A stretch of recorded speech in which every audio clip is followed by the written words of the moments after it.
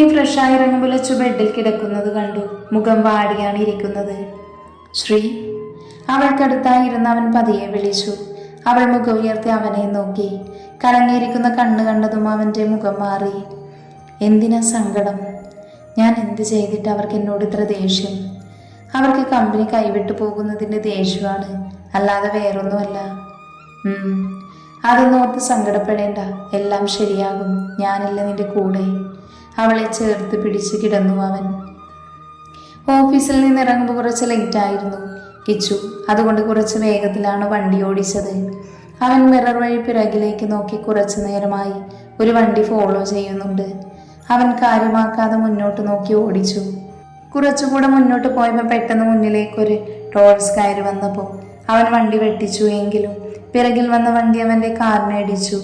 അതോടെ മുന്നിലുള്ള വണ്ടിയിലേക്ക് ഇടിച്ചു കയറി. പെട്ടെന്ന് തന്നെ പുറകിൽ നിന്നുള്ള വണ്ടി വെട്ടിച്ചു മുന്നോട്ട് പോയി. അതോടെ അവൻ്റെ വണ്ടിയെ ഇടിച്ച് തെറിപ്പിച്ച് മുന്നോട്ട് പോയിരുന്നു. സമയം കടന്നുപോയി. അതുവഴി വന്ന കാർ ആക്സിഡന്റ് കണ്ട് അവിടെ നിർത്തി പുറത്തിറങ്ങി. നമുക്കതിനുള്ളിൽ ആളുണ്ടോ എന്ന് നോക്കാം. 2 ചെറുപ്പക്കാരായിരുന്നു അത്. അവർ വേഗം കാറിൻ്റെ അടുത്തേക്ക് വന്നു. തലകുത്തനെ കിടക്കുന്ന കാറിൻ്റെ ഡോറ് തുറക്കാൻ അവർ ശ്രമിച്ചു. കുറച്ചു നേരത്തെ പരിശ്രമത്തിനു ശേഷം അത് തുറന്നു വന്നു. ഒരാൾ തലകത്ത് വിട്ട് ചെരിഞ്ഞു കിടക്കുന്നു. അവനെ പുറത്തേക്ക് വലിച്ചു. പുറത്തേക്കെടുത്തതും അവർ കാറിൻ്റെ വെട്ടത്തിൽ ചോരയിൽ കുളിച്ചു കിടക്കുന്ന കിച്ചനെ നോക്കി. പൾസ് ഉണ്ടോന്ന് നോക്കട്ടെ. കൂടെയുള്ളവൻ കിച്ചൻ്റെ കൈ പിടിച്ചു നോക്കി. ചെറുതായി വെടിപ്പുണ്ടെന്ന് കണ്ടതും അവർ വേഗം കാറിലേക്ക് കയറ്റി. ഫോൺ എടുത്തെങ്കിലും കാറിലുണ്ടോ എന്ന് നോക്കിയേ. ഒരാൾ വേഗം ചെന്ന് കാറിൽ നോക്കി പൊട്ടിക്കിടക്കുന്ന ഫോൺ എടുത്തു. പിന്നെ ഒരു ബാഗ് കണ്ടതും അതും എടുത്തു. അവൻ കാറിലേക്ക് കയറിയതും വേഗത്തിൽ പാഞ്ഞു. അടുത്തുള്ള ഹോസ്പിറ്റൽ വണ്ടി നിർത്തിയതും അറ്റൻഡർ ട്രോളിയായി വന്നു. അതിലേക്ക് അവനെ കിടത്തി വേഗം അകത്തേക്ക് കൊണ്ടുപോയി. ഡോർ അവിടേക്ക് മുന്നിൽ അടഞ്ഞതും അവൻ അവിടെ ഇരുന്നു. നീ ആ ഫോണൊന്ന് ഓൺ ചെയ്യുമോ എന്ന് നോക്ക്. പോക്കറ്റിൽ നിന്ന് ഫോൺ എടുത്ത് ഡിസ്പ്ലേ പൊട്ടിയിരിക്കുന്നു. ഓൺ ചെയ്തപ്പോൾ ചെറുതായി ലൈറ്റ് തെളിഞ്ഞു എന്നൊഴിച്ചാൽ ബാക്കിയൊന്നും കാണാൻ പറ്റുന്നില്ല. ഇതുകൊണ്ടൊന്നും പറ്റുന്നില്ല. ഒരു കാര്യം ചെയ്യ്, ആ ബാഗ് ഓപ്പൺ ചെയ്ത് നോക്ക്, എന്തെങ്കിലും കിട്ടും. ബാഗ് തുറന്നപ്പോൾ ലാപ്പുണ്ട്. 2-3 ഫയൽസ്, വേറെ ഒന്നുമില്ല. ഇനി എന്ത് ചെയ്യും? നീ ഫയലൊന്ന് തുറന്നു നോക്കിക്കേ. അതിലെന്തുണ്ടാകാൻ? ഏതോ ബിസിനസ്മാനാണെന്ന് തോന്നുന്നു. അവർ ഫയൽ നോക്കി. അതിലൊന്നുമില്ല. അതോടെ അവരുടെ സമാധാനം പോയി. പെട്ടെന്ന് ഡോറ് തുറന്നൊരു നഴ്സ് പുറത്തേക്ക് വന്നു. നിങ്ങളല്ലേ ഇപ്പോൾ ആക്സിഡൻ്റ് ആയ ആളെ കൊണ്ടുവന്നത്?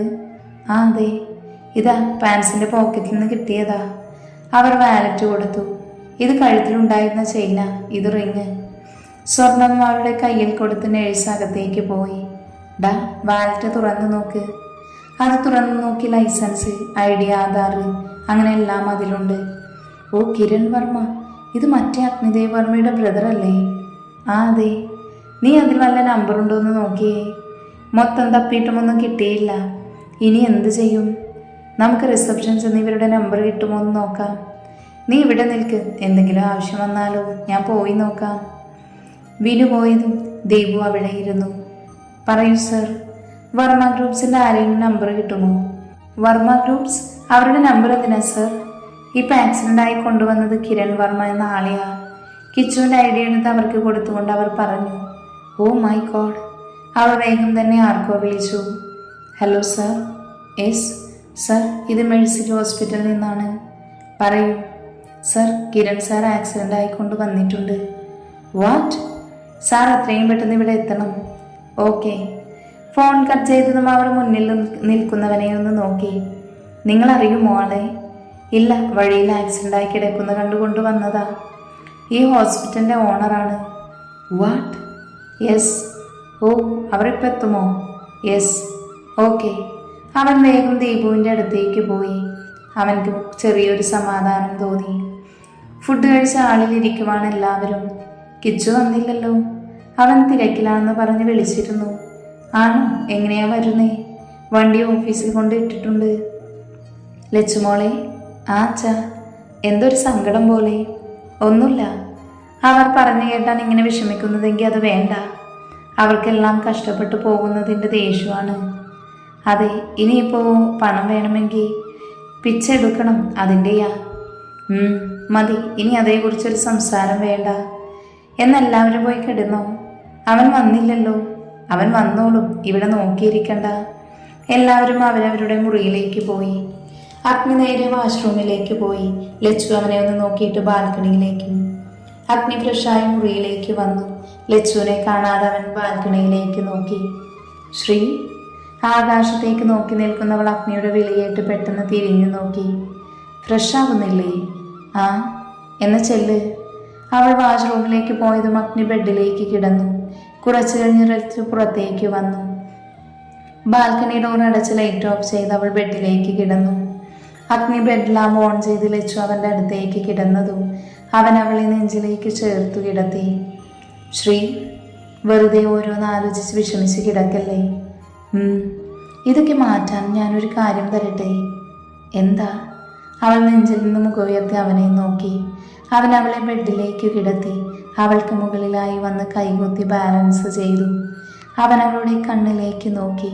പരസ്പരം നോട്ടം കൊരുത്തതും അവൻ്റെ മുഖം താഴ്ന്നു വന്ന് നെറ്റിയിലായി ഉമ്മ വെച്ചതും അവളുടെ കണ്ണുകൾ അടഞ്ഞുപോയി. കുറച്ചു സമയം ചുണ്ടുകൾ അവിടെ സ്ഥാനം പിടിച്ചു. പതിയെ ചുണ്ടുകൾ ഇഴഞ്ഞ് മൂക്കിൽ വന്ന് മൂക്കുത്തിയിൽ അമർത്തി. പതിയെ കവിളിൽ ഉമ്മ വെച്ചു. അവളുടെ കൈകൾ അവൻ്റെ നെഞ്ചിലും മുടിയിലുമായി പിടുത്തമിട്ടു. അവൻ്റെ ചുണ്ടുകൾ അവളുടെ ചുണ്ടുകളെ പുണർന്നു. അവളൊന്ന് പിടഞ്ഞ് അവളിലേക്ക് അല്പം ഭാരം കൊടുത്തു. അവൻ്റെ വലതുകൈ അവളുടെ അരക്കെട്ടിനെ അമർത്തി കീഴ്ചുണ്ടിനെ പതിയെ വിടർത്തി നുണഞ്ഞെടുത്തു. അവൻ അവളുടെ കൈകൾ അവൻ്റെ മുടിയെ വലിച്ചു വിട്ടു. കീഴ്ചുണ്ടിൽ നിന്ന് ചുംബനം മേൽചുണ്ടിലേക്ക് മാറി. ലച്ചു പതിയെ അവൻ്റെ കീഴ്ചുണ്ടിനെ നുണഞ്ഞെടുത്തു. അവനൊന്ന് വിറച്ചുകൊണ്ട് അവളുടെ ഇടുപ്പിലെ ഞെരിച്ചു. സമയം കടന്നുപോയി. അവരുടെ ചുംബനം അവസാനിച്ചില്ല. പരസ്പരം വിട്ടുകൊടുക്കാതെ ചുംബിച്ചുകൊണ്ടേയിരുന്നു. അവൾക്കിനിയും പിടിച്ചു നിൽക്കാൻ വയ്യ എന്ന അവസ്ഥയായപ്പോൾ അവൻ്റെ പുറത്ത് ശക്തിയായി ഇടിച്ചു. അവൻ അവളുടെ ബുദ്ധിമുട്ട് മനസ്സിലാക്കി. ചുണ്ടുകൾ നുണഞ്ഞു വിട്ട് കഴുത്തിലായി മുഖമർത്തി. ലച്ചു കിതച്ചുകൊണ്ട് അവൻ്റെ മുടിയിൽ തലോടി. അവൻ കഴുത്തിൽ ഉമ്മ വെച്ച് പതിയെ കടിച്ചു. അവൾ മുകളിലേക്ക് ഉയർത്തിക്കൊണ്ട് അവൻ്റെ പുറത്തേക്ക് കൈയഴച്ചു. പെട്ടെന്ന് അഗ്നിയുടെ ഫോൺ റിങ് ചെയ്തതും ലച്ചു ഞെട്ടി കണ്ണു തുറന്നു. അഗ്നി അതൊന്നും ശ്രദ്ധിക്കാതെ അവളുടെ കഴുത്തിലൂടെ ചുണ്ടുകൾ ഓടിച്ചു. ദേവേട്ട. അവൾ അവനെ വിളിച്ച് പതിയെ പുറത്തു തട്ടി. എന്താ ശ്രീ? വിളിച്ചത് ഇഷ്ടപ്പെടാതെ അവൻ അവളോട് ചോദിച്ചു. ഫോൺ റിങ് ചെയ്യുന്നു. ആരെ ഈ സമയത്ത്? മനുഷ്യൻ തുടങ്ങി വച്ചതേ ഉള്ളൂ. അവൻ്റെ സംസാരം കേട്ട് അവൾക്ക് ചിരി വന്നു. ചുണ്ടുകൾ കടിച്ചു പിടിച്ച് ചിരി ഒതുക്കി. അവനത് കണ്ട് അവളെ കൂർപ്പിച്ചു നോക്കി. നിനക്ക് ചിരിയല്ലേ? തരാട്ടോ. അവളോട് പറഞ്ഞിട്ട് ബെഡിൻ്റെ അടുത്തുള്ള ടേബിളിൽ നിന്ന് ഫോൺ എടുത്തു. ഹോസ്പിറ്റൽ നമ്പർ കണ്ട് അവനൊന്ന് സംശയിച്ചു. Hello. Hello sir. Yes sir, ഇത് മെഡിസിറ്റി ഹോസ്പിറ്റലിൽ നിന്നാ. പറയൂ സാർ. കിരൺ സാർ ആക്സിഡൻ്റായി കൊണ്ടുവന്നിട്ടുണ്ട്. വാട്ട്? സാർ എത്രയും പെട്ടെന്ന് ഇവിടെ എത്തണം. ഓക്കെ. അവൻ ഫോൺ കട്ട് ചെയ്ത് ബെഡിൽ നിന്ന് എഴുന്നേറ്റു. എന്താ ദേവേട്ട? ആരാ വിളിച്ചേ? ലച്ചു അവൻ്റെ മുഖത്തെ ഭയം കണ്ട് ചോദിച്ചു. ശ്രീ, അതൊന്നുമില്ല.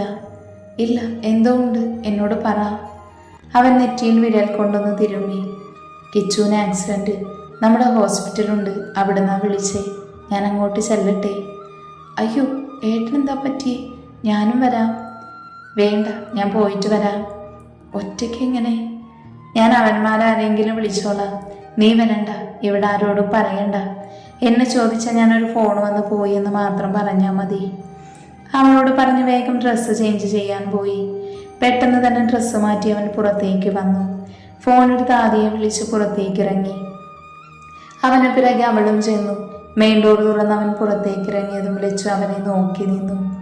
അകത്തേക്ക് പോയിക്കോ, ഞാൻ പോയിട്ട് വിളിക്കാം. അവളുടെ കണ്ണ് നിറഞ്ഞു. അവൻ വേഗം കാറിലേക്ക് കയറി സ്റ്റാർട്ട് ചെയ്തു. ലച്ചു വാതിലടച്ച് മുറിയിലേക്ക് പോയി. കാറിൽ പോകുമ്പോഴും അഗ്നി ആദിയെ വിളിച്ചുകൊണ്ടിരുന്നു. അവൻ എടുക്കുന്നില്ല. കാർത്തിയെ വിളിക്കാൻ തുടങ്ങുമ്പോൾ ആദി തിരിച്ചു വിളിച്ചു. ഹലോ ആദി. എന്താടാ ഈ സമയത്ത്?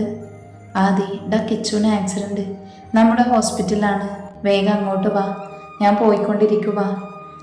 അവന് പറയാൻ സമയമില്ല, വേഗം വാ. അവൻ്റെ ശബ്ദം ഇടറിയത് മനസ്സിലാക്കി ആദ്യ വേഗം കോള് കട്ട് ചെയ്തു. അഗ്നി കാർത്തിയെ വിളിച്ചു. ഹലോ, എന്താടാ? ഡാ വേഗം നമ്മുടെ ഹോസ്പിറ്റൽ വാ, കിച്ചുവിനൊരു ആക്സിഡന്റ്. ഡാ വാടാ വേഗം. അഗ്നിയുടെ കണ്ണ് നിറഞ്ഞു. കാർത്തിക് കോള് കട്ട് ചെയ്തു. കുറച്ച് സമയത്തിനുള്ളിൽ അഗ്നി ഹോസ്പിറ്റൽ ചെന്നു.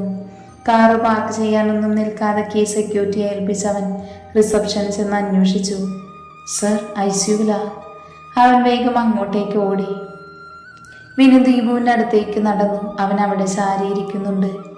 ദീപു, ആ, അവരെ അറിയിച്ചിട്ടുണ്ട്, ഇപ്പൊ എത്തും. ഓ, എന്തായി? ഇതുവരെ ഒന്നും പറഞ്ഞില്ല. അവൻ അവിടെ ഇരുന്നു. കുറച്ചു കഴിഞ്ഞത് ഡോറ് തുറന്ന് സിസ്റ്റർ പുറത്തേക്ക് വന്നു. സിസ്റ്റർ, എന്താ? ഇപ്പൊ കൊണ്ടുവന്ന ആക്സിഡന്റ് കിനൻ സാറിനെ ഐസിയുവിലേക്ക് മാറ്റുക. ഇപ്പൊ എങ്ങനെയുണ്ട്? ഒന്നും പറയാനായിട്ടില്ല, സീരിയസ് ആണ്. അത്രയും പറഞ്ഞ് സിസ്റ്റർ പോയി. അവർ പരസ്പരം അവിടെ നോക്കിയിരുന്നു. പെട്ടെന്ന് ട്രോളി കിച്ചനെ പുറത്തേക്ക് കൊണ്ടുവന്നു. വേഗത്തിൽ ഐസിയുവിലേക്ക് കൊണ്ടുപോയി. അവരും പുറകെ പോയി. ഐസിയുവിലേക്ക് കയറ്റിയതും അവർ പുറത്തിരുന്നു. കുറച്ചു കഴിഞ്ഞ് ആരോ ഓടി വരുന്നത് കണ്ട് അവർ അങ്ങോട്ടേക്ക് നോക്കി. ബ്ലാക്ക് ടീഷർട്ട്, വിയർപ്പ് കുതിർന്ന് അലസമായി കിടക്കുന്ന മുടിയും ഗ്രേ കളർ പാൻസും ഇട്ട് അഗ്നിയെ അവർ നോക്കി നിന്നു. പെട്ടെന്ന് അഗ്നി ഐസിയുവിൻ്റെ ഡോർ ബെല്ലമർത്തി. ഡോറ് തുറന്ന് നേഴ്സ് പുറത്തു വന്നു. അഗ്നിയെ കണ്ട് അവൻ ബഹുമാനത്തോടെ അവരെ ഒന്ന് നോക്കി. കിരൺ, അവന്? സർ, ഒന്നും പറയാനായിട്ടില്ല, സീരിയസ് ആണ്. ബാക്കി ഡോക്ടർ പറയൂ. അവർ അകത്തേക്ക് കയറിപ്പോയി. ദീപവും വിനുവും പരസ്പരം നോക്കിയിട്ട് അഗ്നിയെ നോക്കി. സർ. അഗ്നി പെട്ടെന്ന് തിരിഞ്ഞു നോക്കി. അവൻ്റെ ചുവന്ന കണ്ണുകൾ കണ്ട് അവർക്ക് ഭയം തോന്നിയെങ്കിലും കാര്യം പറയാൻ തുടങ്ങി. സർ, ഞങ്ങളാണ് കൊണ്ടുവന്നത്. എങ്ങനെയാ ആക്സിഡന്റ് ഉണ്ടായത്? അറിയില്ല സർ, ഞങ്ങൾ വരുമ്പോൾ കാറ് മറിഞ്ഞു കിടക്കുന്നത് കണ്ടു. ഇറങ്ങി നോക്കിയതാ. അപ്പം ആക്സിഡന്റ് ആണെന്ന് മനസ്സിലായി. പിന്നെ ഡോറ് തുറന്ന ആളെ പുറത്തെടുത്തു, നേരെ ഇങ്ങോട്ട് കൊണ്ടുവന്നു. Thank you so much. അഗ്നി കൈകൂപ്പി അവരോട് പറഞ്ഞു.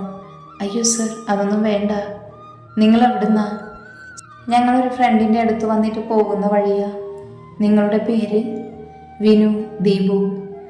താങ്ക്സ്, നിങ്ങൾക്ക് പോകാം. ഓക്കെ. പിന്നെ ഇത് കാറിൽ നിന്ന് കിട്ടിയതാണ്. ആരാന്ന് അറിയാത്തത് കൊണ്ട് ഇതിൽ നിന്ന് കണ്ടുപിടിക്കാമെന്ന് വിചാരിച്ചു, പക്ഷെ കിട്ടിയില്ല. ബാഗും ഫോണെല്ലാം അഗ്നിക്ക് നേരെ നീട്ടി അവർ പറഞ്ഞു. താങ്ക്സ്. It's okay sir. അഗ്നിക്ക് പെട്ടെന്ന് ഫോൺ എടുത്ത് അവരെ നോക്കി. നിങ്ങളുടെ നമ്പർ തരാമോ? തരാം സർ. അവർ നമ്പർ പറഞ്ഞു കൊടുത്തു.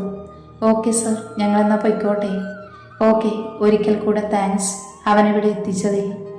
അവർ പോകുന്നത് നോക്കിയിട്ട് അവൻ അവിടെ ഇരുന്നു.